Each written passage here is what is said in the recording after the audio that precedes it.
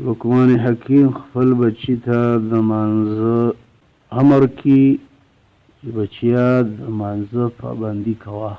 نو اوس د دې خبرې دویم ترغیب ورکوي د عبادت سره سره وأمر بالمعروف وانهى عن المنکر، یعنی حکم کوا د نیکی او منع کوا د بدۍ نه خلق. ځکه دا زمونږ د دین یو اهمه فریضه ده، دعوت الله کول. دعوت الله معنا دا ده چې یعنی خلقو ته دعوت ورکوا د الله طرف ته، او دارنګې خلق منع کوا د ناروا کارونو نه. لکه الله عز وجل ویلی دي چې ولتکن منکم امة یدعون الی الخیر، یعنی وی د ستاسو نه یو ډله چې هغوی رابلي خلق نیکی لره، خیر کارونو لره. وی په تاسو کې یو جماعت چې هغه خلق د خیر کارونو تربلي. بیا دې کې دې آیات کریمه لاندې مفسرین ویلي دي، لکه قرطبي دې قول ته ترجیح ورکړی ده چې دا من کوم کې دا من بازیه ده، نو چې کله دا من د تبعیض دپاره شي نو بیا به ترنه مراد علما وي، چې وي دا یو ډله د علماو چې هغوی د دعوت طریقه پیژني، کوم ځای کې سختی پکار ده، کوم ځای کې نرمي پکار ده، خیر پیژني دارنګې شر پیژني، او د هغې دعوت کول په بصیرت سره، لکه سورة یوسف کې دي تاسو خلق د الله دین ته رابلئ په بصیرت سره، یعنی په حکمت سره، په علم سره. او ځینې اهل علم وایي چې نه دا منکم کې دا من دا د بیان دپاره دی، مراد ترې دا دی چې هر یو چا سره چې څومره علم دی، که لږ دی که ډېر دی، نو هغه دې څه وکړي، هغه د خپل علم مطابق دعوت وکړي. چاته یو حدیث یاد دی یو حدیث دعوت دی وکړي، چاته ډېر حدیث یاد دی د ډېرو احادیثو دعوت دی وکړي. خو د دې خیر نه د ځان نه محروموي، ځکه د دعوت سره دین دا ژوندی وي. الله ویلی دي ولتکن منکم، وي دې ستاسو نه امة یو ډله یدعون الی الخیر، چې دعوت به کوي خیر طرف ته، ویأمرون بالمعروف، او حکم به کوي د نیکۍ، وینهون عن المنکر، او منع کوي به د بدۍ نه. واولئک هم المفلحون، دا کسان فلاح موندونکي دي، یعنی دا کسان نجات موندونکي دي چې دوی دعوت الله کی. نو ګوره د دعوت د فوایدو نه یو دا پیدا ده چې یو سړی د الله دپاره دعوت کی خپل وس مطابق، د خپل علم مطابق، نو الله دغسې خلکو ته نجات ورکوي، دغسې خلکو ته الله فلاح ورکوي.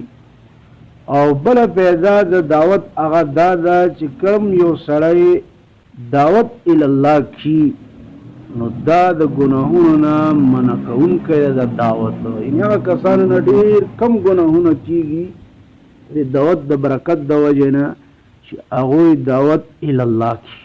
نو په مونږ او تاسو باندې دا خبره لازمه ده چې مونږ دعوت الله کو، ځکه دعوت الله دا ډېر ضروري دی. د دې سره څه شی وي، معاشره ژوندی وي، دین ژوندی وي. او چې کله په خلکو کې دعوت الله نه خلق امر بالمعروف نهی عن المنکر نه کی، نو هر طرف ته بیا ماحول د فسق او د فجور وي. په دې زمانه کې اکثر خلک دعوت چې کوم حق دی هغه مونږ نه ادا کوو، نو هر طرف ته د فسق او د فجور مجلسونه او دارنګې محفلونه وي، او د دعوت محفلونه هغه ډېر کم دي. دا خبره یاد لرل پکار ده چې دا امر بالمعروف، دا معروف څه ته ویلی کېږي او دا منکر څه ته ویلی کېږي. نو د دې اهل علمو مختلف مصداقات ذکر کړي دي، او بعض اهل علم ویلي دي چې امر دا ویلی کېږي، یعنی معروف ویلی کېږي هر هغه کار لره چې په هغې باندې الله خوشحالیږي، او منکر هغه کار ته ویلی کېږي چې چې هغې په کولو باندې الله عز وجل خفه کېږي. لکه معروف دې ته ویلی کېږي چې په دې په کولو باندې سړي ته اجر میلاویږي، او منکر دې ته ویلی کېږي چې د هغې په کولو باندې سړي ته سزا میلاویږي. بیا په دې معروف کې هم درجې دي، په بعضې کې الله عز وجل ډېرې اجر یې دی، په بعضې کې کم دی.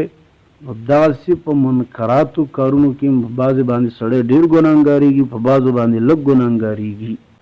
خو چې څومره د سړي وس کېږي نو په کار دا دی چې د خپل وس مطابق امر وکړي د نیکۍ، او دارنګې خلک منع کړي د بدوی نه.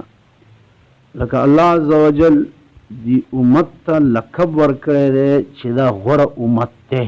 نو په دوی کې یو خصلت د غورهوالي هغه دا دی چې دوی به امر کوي د نیکۍ او منع کوي به خلک د ناروا کارونو نه. ځکه دا د امت هغه فضیلت دی. او په بل روایت کې بل آیت کریمه کې الله عز وجل ویلی دی یؤمنون بالله والیوم الاخر، ایمان راوړي دوی په الله او په ورځ وروستنۍ باندې. ویأمرون بالمعروف، او حکم کوي په نیکۍ سره. وینهون عن المنکر، او دارنګې منع کوي د بدۍ نه. ویسارعون فی الخیرات، او کوشش کوي دوی په نیکو کارونو کې. یعنی صرف داسې نه دي چې بس امر بالمعروف کی نور د کارونه نه کی، نه چې څومره جمیع د خیر کارونه دي هغه ټولو کې دوی د یو بل نه وړاندې والی یا کوشش کوي. نو اولئک من الصالحین، او دا کسان دا ډله د نیکانو نه دي، یا دا خلق د نیکانو د ډلې نه دي چې دوی ایمان لري په الله په ورځ وروستنۍ، امر کوي د نیکۍ، منع کوي خلق د ګناهونو نه، او د دې سره سره د نور د خیر کارونو کې وړاندې والی کوي، کوشش کوي. دا خلق د خیر والا خلق دي، دا صالحین خلق دي، دا د صالحینو د ډلې نه دي. نو ګوره عمل بالمعروف دا یو داسې اوچت عمل دی چې کله یو سړی دا کی نو دا به الله د خیر والا د خلکو نه ګرځوي. وصلی الله علیه و آله وسلم.